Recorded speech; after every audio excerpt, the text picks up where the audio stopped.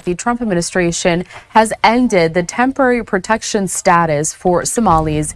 President Trump is following through on a promise that he made late last year to end deportation protection for some Somali immigrants in the country. At just after 4:20 a.m., while most of the United States was still silent, federal tactical teams moved at the exact moment across several states, breaking down doors, flooding stairwells, and pulling Somali suspects from apartments and small offices that had looked harmless only hours earlier. ICE agents, FBI investigators, HSI units, and armed federal teams seized fentanyl powder, fake prescription pills, stacks of cash, and firearms, not in one city, but across multiple quiet neighborhoods where no one expected a raid. This was not a routine arrest or a sudden reaction, but a deliberate strike aimed at a criminal system that had learned how to hide in plain sight, protected by trust, paperwork, and time. What investigators touched before dawn hinted at something far larger, a structure that did not rely on street violence alone, but on patience, coordination, and silence. Subscribe to Military Power, because what was uncovered in those early hours suggests this pursuit is only the opening move in a much deeper and more dangerous battle. Under the guise of a Somali humanitarian charity, federal agents identified a structure that operated with discipline and patience rather than chaos and noise. The organization presented itself as a lifeline for children displaced by war, displaying polished reports, smiling photographs, and promises of rescue that circulated through conferences and donor dinners. Grants flowed in from abroad, awards lined office walls, and international partners repeated the same language of care and urgency. This surface of compassion created cover because trust slowed questions and status softened scrutiny. What appeared to be mercy on paper became concealment in practice, and the distance between public praise and private action gave the network time to operate without attention during long, quiet administrative cycles nationwide. That confidence shaped how the charity operated within cities, utilizing clean offices and licensed staff to pass inspections without incident. Files arrived complete, signatures appeared correct, and scheduled visits followed predictable patterns that reassured local officials. Oversight relied on documents and deadlines, not on presence or pursuit, and the charity learned this rhythm well. Children entered programs by name and number, but then slipped beyond follow-up when transfers crossed jurisdictional boundaries. Each handoff reduced visibility, each delay blurred responsibility.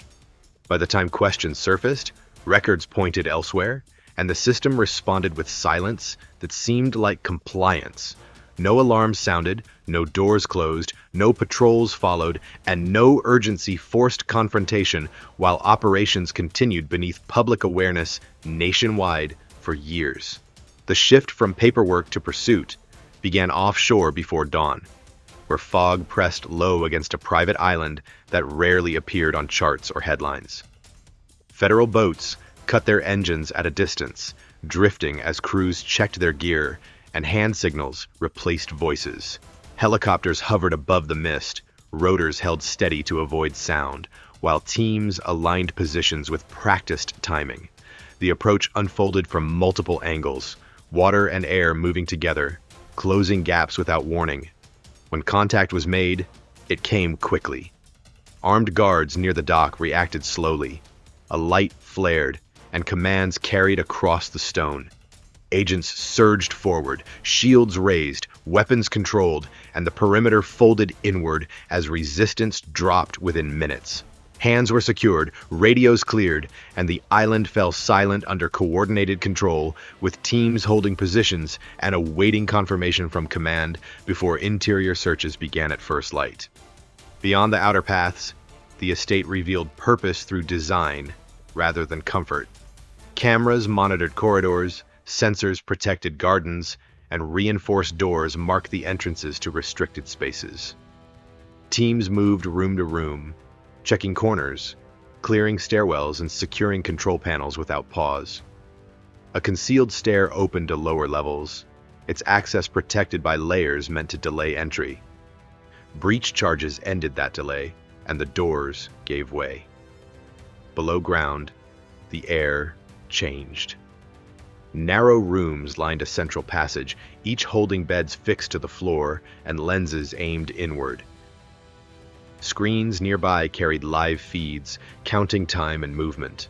Children appeared on the monitors first, then in person, small and still, with no documents to explain their presence. Agents lowered their voices, slowed their steps, and signaled medics as blankets and lights followed closely behind. Each room confirmed a system built for storage, tracking, and control rather than care. The scale forced teams to pause and reassess their priorities immediately on site. Children found below ground carried no records and offered no names that matched those in the files upstairs. Ages varied, languages shifted, and familiarity with the space suggested routine rather than rescue. Agents worked methodically, documenting conditions, securing footage, and coordinating transfers with care teams with care and precision. The setting explained the absence. This was not a shelter awaiting placement. It functioned as a holding structure designed to separate identity from movement and to keep people unseen between destinations. Every detail supported that function, from locks to logs to schedules embedded in screens. As teams stabilized the scene, evidence pointed outward, linking this site to routes beyond the island. Communications updated command, while boats repositioned and air units held overhead for security. The operation shifted from entry to protection, ensuring no further harm occurred during extraction. Faces remained calm, voices low, and movement steady as time seemed to slow around them. This moment marked the culmination of a quest investigators had pursued for years across multiple jurisdictions, which was finally here. With the underground secured, attention returned to the surface, where command spaces hinted at wider reach. Screens showed ports, warehouses, and airstrips, mapped with precision that reflected logistics experience. Teams seized servers, drives, and ledgers, working quickly to preserve data before systems could erase it. Leaders of the charity were located nearby, calm under pressure, hands busy with shredders and devices until agents intervened. Restraints closed, rooms cleared, and evidence stabilized. The contrast was sharp. Public awards lined the walls, while proof of exploitation filled the tables. The arrests confirmed that authority and access had shielded the operation, buying time and silence. From this point, the case expanded beyond a single island toward coordinated actions elsewhere. Agents cataloged names, routes, and contacts, setting conditions for simultaneous moves. Security tightened as the operation prepared to roll outward with speed and control. Nothing here stood alone, and nothing would remain contained for long under federal direction and planning across regions nationwide today. The discoveries on the island ended the illusion of isolation and set the tone for what was to follow. Evidence gathered here defined targets, timelines, and methods for a broader initiative that would simultaneously reach inland and outward. Teams prepared to move again, guided by data pulled from screens and drives seized hours earlier. What began as a quiet approach through fog now pointed towards synchronized actions across cities, ports, and routes connected by the same unseen lines. The next phase would test how far the network extended and how quickly it could be dismantled beyond the shore. This transition directly leads to nationwide raids and rescues, as described in the following section. Momentum built here would carry forward without pause or warning. Every decision at sea shaped the pressure soon felt on land across multiple states, which was felt again today. Agents entered the main office as machines churned out paper and screens went dark under the hurried hands of the staff. Drawers stood open, bins filled, and ashtrays caught the curling edges of documents still warm. A shredder hummed without pause, its bag heavy, its teeth busy, its cover scratched by panic. On a desk, external drives lay stacked, their lights fading, their cases hot to the touch. Teams moved fast, gloves on, cameras up, pulling power, sealing ports, lifting bags. The room smelled of dust and plastic. Evidence was dying in front of them, and seconds mattered more than speeches or warnings today. The leaders were present when the doors opened, seated, calm, their faces set as if meetings never ended. Hands fed sheets, again and again, rhythm steady, eyes lifted only once. No rush was evident in their posture or voice. This calm came from practice, from years inside rooms where decisions carried weight. They were familiar with procedures, timelines, and the appeals process. They trusted the distance between act and consequence. Agents read that confidence immediately and tighten space, blocking exits, placing bodies between desks and bins. Restraints closed with clicks. The power cut stopped the shredder. Silence replaced motion. Cameras rolled steadily as evidence teams meticulously logged items. Belief in protection shaped every gesture during the capture. Leaders spoke with courtesy, not fear, asking for warrants, names, and supervisors. They watched agents work as if oversight still favored them. Shelves of awards lined the walls, certificates were framed, and photos were posed. Such symbols had worked before. They slowed the action elsewhere. Here, they failed.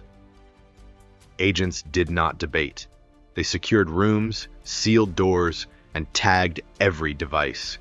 Heat from drives told a story of moments, not hours. Each warm surface marked intent. Every shredded strip narrowed timelines and widened charges. Officers maintained perimeter control, while evidence officers carefully cataloged the findings on site. Once leadership fell under control, the map expanded beyond the room. Analysts flagged contacts, routes, accounts, and codes pulled from seized machines. The structure appeared layered and patient. Front charities filed clean reports while partners moved assets.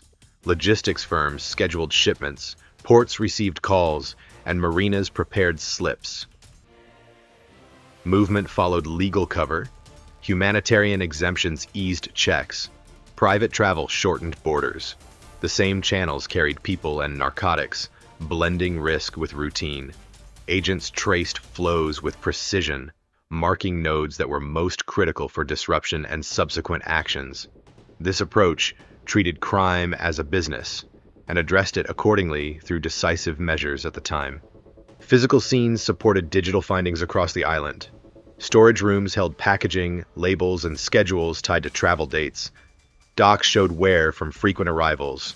Fuel logs matched calendars. Security rotations followed clockwork patterns. Nothing suggested charity work. Everything suggested throughput. Teams photographed, measured, and sealed, moving in sequences that prevented loss. Each step reduced uncertainty. Each seal preserved truth. The calm of leadership contrasted with the urgency of capture. Confidence dissolved as evidence stacked and timelines converged under scrutiny. Agents coordinated with air units and maritime patrols to hold security, while teams prepared expansion lists promptly for the next phase. Interviews began immediately, not for confession, but to confirm the records. Questions focused on access, schedules, and authority. Answers stayed careful, rehearsed, and narrow. That pattern spoke volumes. People accustomed to protection avoid mistakes. Agents noted tone and timing, then returned to work. Outside, boats repositioned and helicopters remained overhead, maintaining pressure. Inside, servers were imaged, keys bagged, and safes opened. Each task followed the order. No rush replaced discipline. The goal was control, not spectacle. Every movement supported later prosecutions by preserving the integrity of seized material under strict protocols enforced by supervisors on site during early morning hours only now. Patterns across accounts revealed coordination beyond borders. Shell entities mirrored each other in naming and timing. Payments hopped jurisdictions, paused, then resumed under different labels. Travel assets followed the same logic. Yachts moved at night.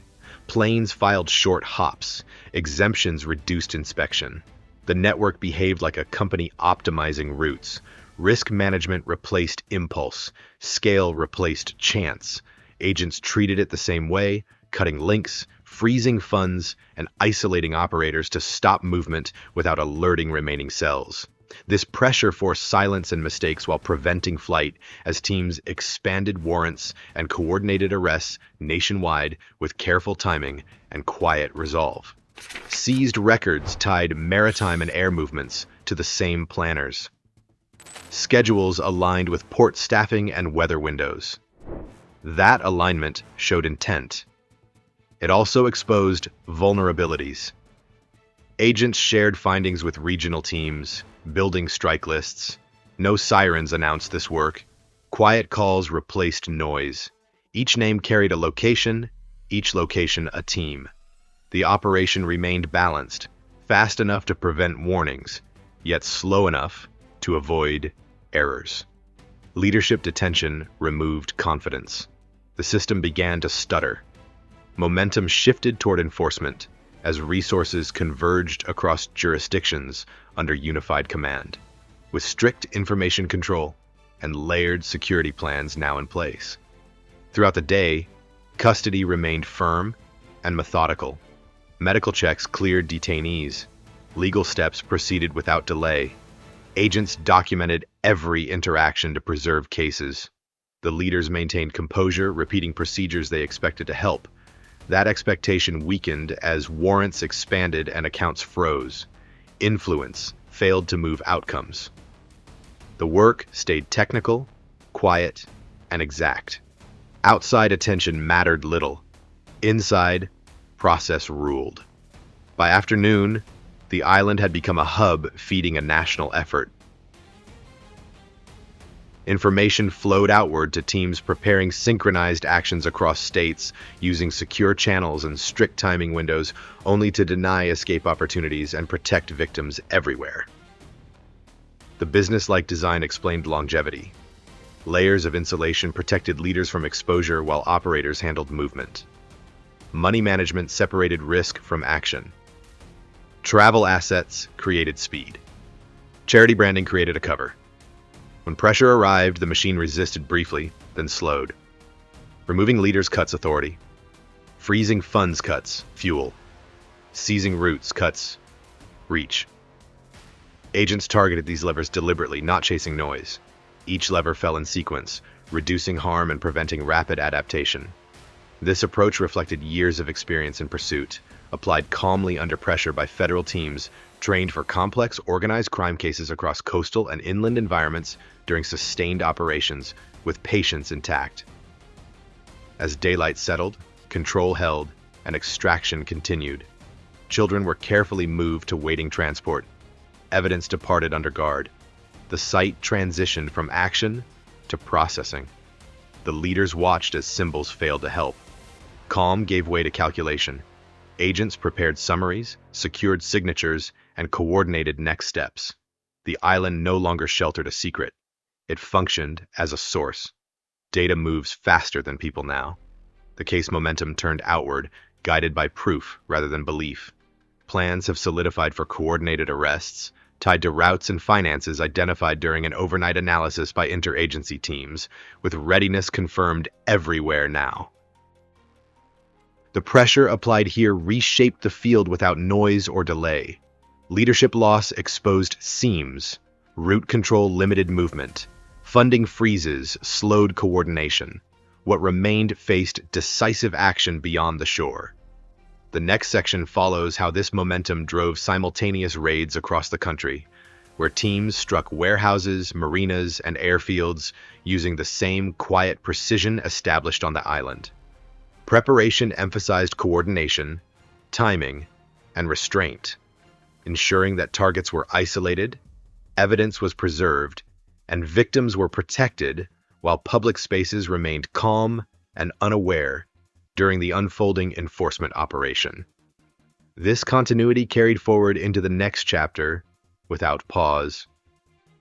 Before sunrise spread across the country, the operation widened with a precision that left no time to react. Teams moved simultaneously in different states, guided by lists compiled overnight and routes mapped from seized data. Doors opened together, lights came on together, and radios carried short confirmations rather than chatter. At warehouses near highways, agents breached loading bays and secured offices while forklifts stood frozen mid-task. Crates were sealed, manifests seized, and workers guided to the ground as cuffs closed. Each site followed the same rhythm: entry, control, sweep, hold. Children were found behind locked doors and false walls, escorted out with medics close and transport waiting. The scale became clear as calls stacked, each reporting safe recovery and secure custody without delay. Safe houses in quiet neighborhoods saw similar scenes. Vans rolled in without sirens, teams fanned out, and stairwells filled with boots. Bedrooms used for storage were opened, closets checked, and cameras covered. Children emerged from rooms that held no toys and no windows, carrying nothing but numbers written on tags. Agents spoke softly while hands worked quickly, clearing rooms and sealing exits. Evidence teams followed, photographing, bagging, and logging the evidence. Outside, neighbors watched from porches as the calm of their streets shifted into order under control. No chase unfolded because timing denied escape. The network had no warning and no chance to scatter when pressure landed everywhere at once. At marinas along the coast, docks are locked down under floodlights. Crews were stopped mid-step as lines were cut and engines cooled. Agents boarded vessels with practiced moves, checking cabins and holds. On several decks, children were found below, seated close, silent, confused by sudden light. Medics climbed down ladders, passing blankets and water to the crews, while officers secured them at the rail. Documents showed routes planned under exemptions, and cover stories rehearsed. Fuel logs matched calendars. Radios carried updates as cutters held positions offshore to prevent flight. The water offered no exit when timing and coordination removed space. Private airfields felt the same pressure, gates closed, ramps cleared, and aircraft blocked before engines could turn. Pilots were escorted away, cabins searched, and cargo compartments opened. Children were found seated in rows, belts fastened, told they were traveling for programs that did not exist. Agents moved them out one by one, counting, checking, recording. Luggage held papers and devices rather than clothes. The smell of fuel mixed with dust filled the air as evidence carts rolled. Each stop confirmed the pattern. Movement depended on speed and silence, and both failed under synchronized action. By mid-morning, tallies climbed with each secure call. Hundreds of children were safe. Dozens of suspects were in custody. Assets were frozen, and routes were cut. The operation was conducted with minimal noise to protect those recovered and preserve evidence. No sirens marked success. Discipline did.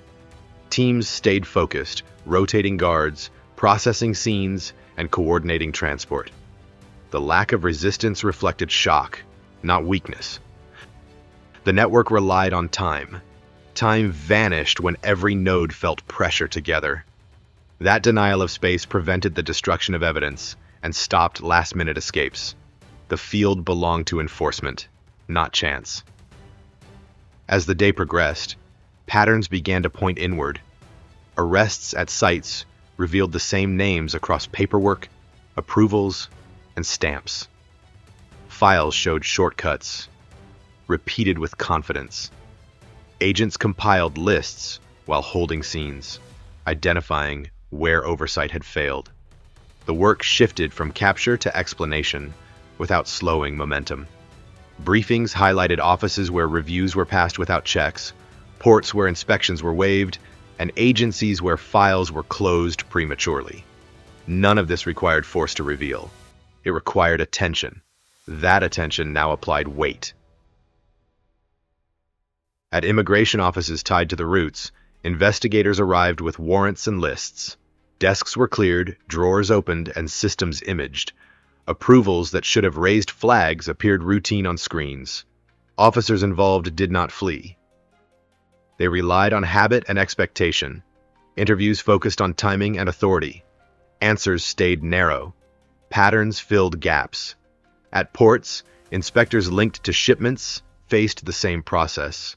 Logs showed repeated exemptions and after-hours approvals. Cameras confirmed access. The work remained calm, exact, and relentless. Child protection offices connected to placements also felt scrutiny. Case files showed closures without visits, transfers without verification, and notes that mirrored language supplied by the network. Agents documented each step, tracing how care evolved into coverage. No one claimed malice. The record showed neglect powered by convenience and trust. That trust protected against harm by slowing down the challenge. The system lasted because it rewarded speed and compliance over presence and doubt. When pressure arrived, it did not need drama to expose failure. Across agencies, the common thread was not brilliance, but permission. Permission to look away, to accept documents, to trust status. The network thrived in those gaps. Enforcement closed them by acting together, removing choice from individuals who might delay. Coordination replaced courtesy. Timing replaced warning. The field shifted from fragmented oversight to unified action. That shift broke the pattern that had kept the operation alive for years without noise. Throughout the day, transport lines carried children to care facilities while evidence was sent to labs. Communication remained concise, updates were brief, and tasks were clearly defined. Command tracked progress on boards that filled quickly with confirmations. Each green mark represented a site secured, a child safe, a suspect held. The human cost drove the pace. No delay was acceptable. Teams rotated without losing control, maintaining guard while processing continued. The absence of spectacle protected those involved and preserved cases. As evening approached, the scale settled into numbers that mattered. Hundreds rescued, dozens arrested, routes closed, funds frozen. More importantly, a system is disrupted at every level. The operation showed how coordinated action could cut through complexity by focusing on timing and control. It also showed how long harm can persist when trust replaces verification. The day ended without chaos because the work had denied it from the start. This momentum set the stage for the next section, which follows how prosecutions unfolded and how the exposure of internal protection reshaped oversight and accountability across the agencies involved. This operation was not just a series of arrests carried out before dawn, it was a direct strike against a criminal structure that hid behind the language of care and relief. What fell apart was not only a network of people, but a system built to move quietly through trust, paperwork, and routine. Raids, seizures, and rescues exposed how humanitarian labels were used as shields, allowing harm to travel through ports, offices, and neighborhoods without resistance. The outcome demonstrates that enforcement can be carried out with discipline and restraint, while still employing force when the timing and coordination are right. From the first breach to the final transport, the message was clear. Crime does not need open violence to cause damage, and protection does not always look like armed guards. In this case, protection took the form of approvals, exemptions, and signatures that removed friction. Once those layers were stripped away, the network lost speed, money, and reach simultaneously. Children were pulled from hidden rooms, routes were closed, and authority shifted back to the law without spectacle or delay. Yet the results also point toward an uncomfortable possibility. If humanitarian and logistics gaps remain, similar structures can adapt and reappear under new names. Systems that prioritize speed over verification are prone to abuse, mainly when oversight relies on trust rather than direct observation. Criminal groups learn patterns quickly, and they will test the edges again if those edges stay soft. Prevention requires pressure applied early, shared data, and inspections that follow individuals and their movements, not just forms. This is why the operation matters beyond the numbers. It shows what happens when agencies act together and remove time from criminals. But it also warns what happens when attention fades. The work does not end with court dates or asset seizures. It continues in how rules are enforced, how exemptions are granted, and how accountability is maintained across agencies and borders. Subscribe to Military Power to keep following these hidden battles, because the next fight may already be forming. In your view, do operations like this restore order, or reveal a deeper system still untouched inside?